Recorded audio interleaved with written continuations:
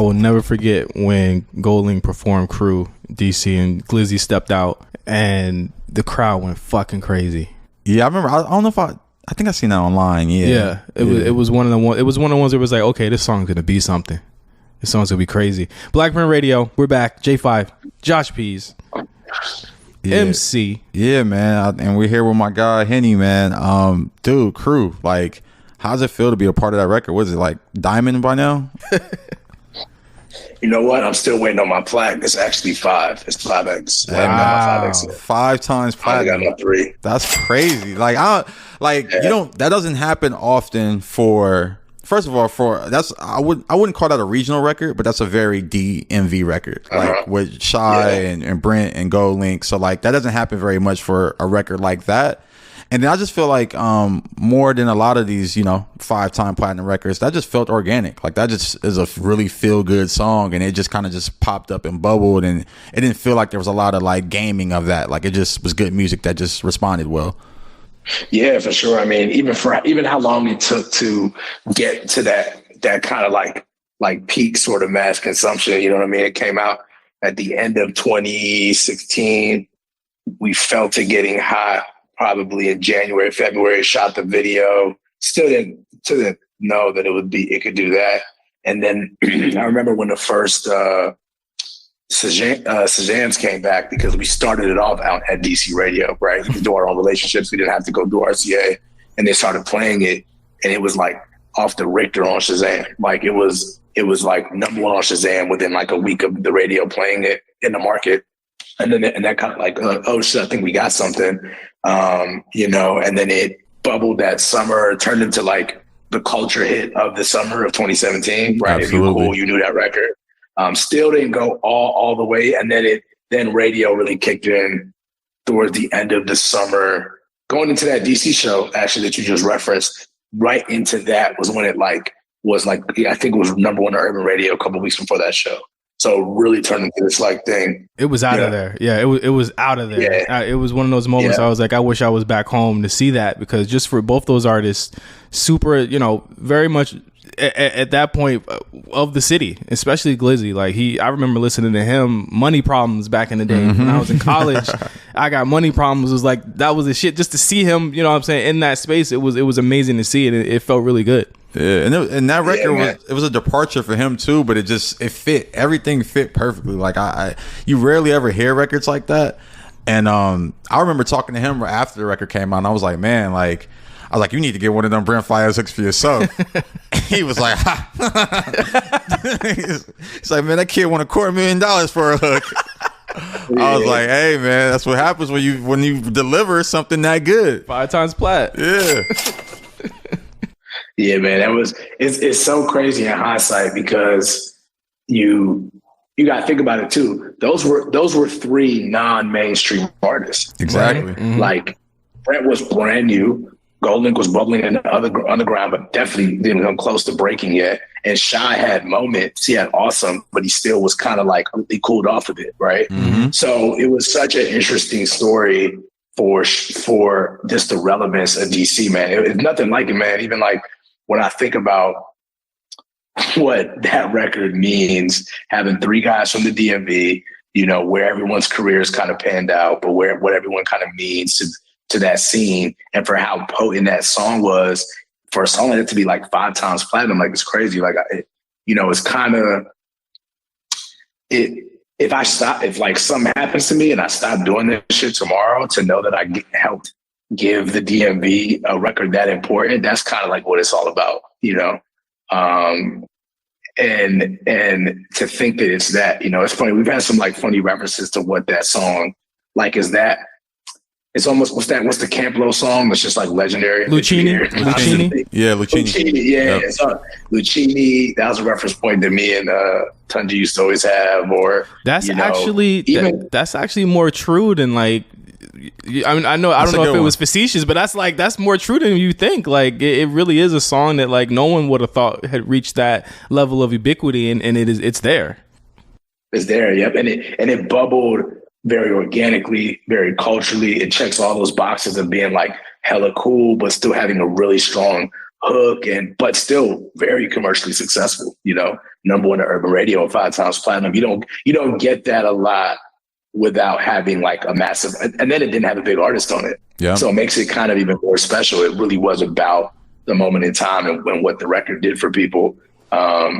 You know, so that was exciting. I mean, you know, that was definitely didn't think it was going to do that. You know, I had Brent and GoldLink. I was up on Brent from very early on, and built a relationship with Ty just because I'm a fan of Brent. Ty's the homie, and I was like, oh, we gotta get them together. Like GoldLink's like bubbling in the city. You know, Brent's very early, but his voice is crazy. But if you're up on it, people were starting to like buzz about him. And they actually both were signed to Pulse as well for publishing. So I was like, oh, we gotta make it happen. So we put them in the Pulse studio in LA. They made 2 demos that night. That was one of them. The other one was pretty good, but nothing never got finished. It wasn't anything but Crew was one of them. If you guys know the producer Teddy Walton, who went on to go crazy after that record. Yeah, Kendrick, Bryson. He just got a few Bryson placements, and Trap Soul went crazy. I think he had one on there. And there's actually a funny story. We couldn't find. So Tunji sent over a folder from Teddy Walton. Then we're like, oh, Brent and GoldLink are in the studio. Let's just feed them some folders. That was in that folder. Cut it.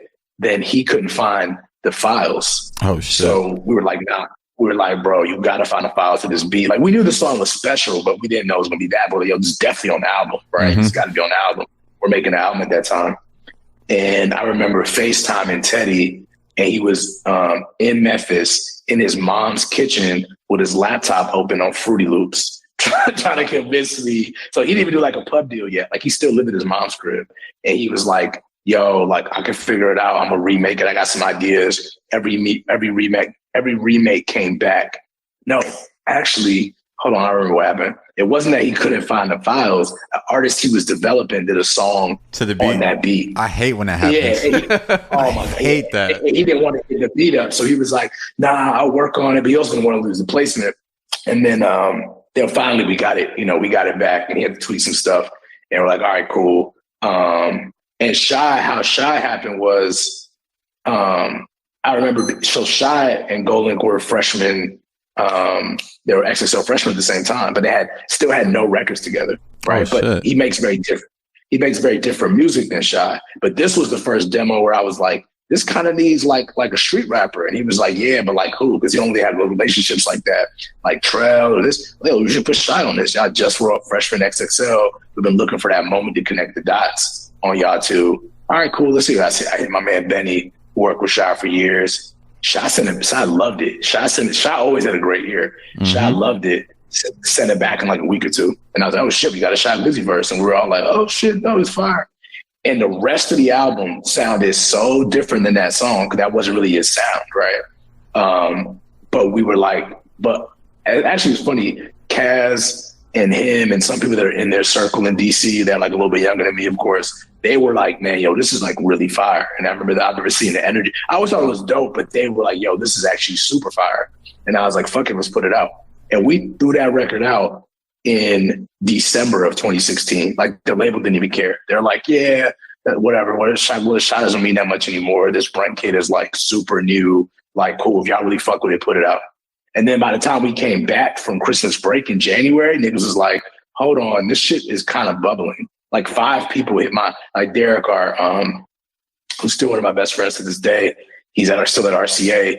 Over Christmas breaks, like homies were hitting about it. Like not even music industry people, just like niggas he knew were like, yo, that record's crazy. And then everyone was like, I think we got something here. And then that's when things started to pick up early 2017. Man, that's an amazing story, man. And that's really the genesis of a real hit record. Like it's crazy. Like even just the story of almost losing the beat to an up and coming artist that no one probably remembers now, and getting Shy on there, and just all them artists being at that point in their career. Even you mentioned the freshman cover. I just went back and looked at that cover. Like I feel like the last artist still standing from that cover is like probably like Vince Staples at this point.